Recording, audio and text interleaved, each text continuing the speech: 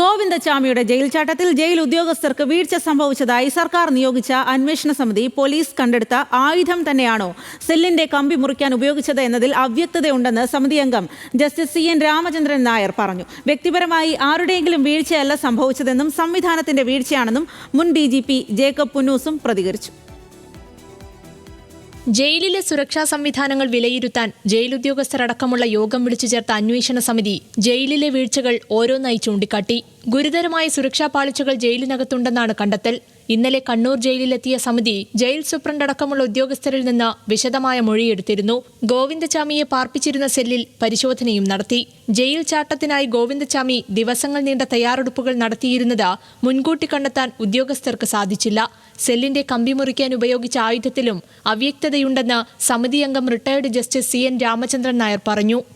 അല്ല, ഉദ്യോഗസ്ഥരുടെ നിരീക്ഷണം മോശമായിരുന്നു, തർക്കമില്ല. ഉദ്യോഗസ്ഥരുടെ അടുത്ത് നിന്ന് പാളിച്ച പറ്റി അല്ലെങ്കിൽ അവരുടെ അടുത്ത് അലംഭാവം അല്ലെങ്കിൽ അവരുടെ അശ്രദ്ധ ആണ് ഇതിന് കാരണം. അല്ലെങ്കിൽ ഇത് നോട്ടീസ് ചെയ്യപ്പെടേണ്ടതാണ്. ഒരു ദിവസം കൊണ്ടോ 2 ദിവസം കൊണ്ടോ ഒന്നും ചെയ്യാവുന്നതല്ല. ഇത് ഒരു ഹാൻഡ് ഓപ്പറേറ്റഡ് ഒരു ബ്ലേഡാണെങ്കിൽ അത് പല ദിവസങ്ങൾ എടുത്ത് വലിയ ദീർഘനേരത്തെ എഫർട്ട് കൊണ്ട് മാത്രമേ ആ കമ്പികളെല്ലാം വെട്ടി മാറ്റാനൊക്കൂ.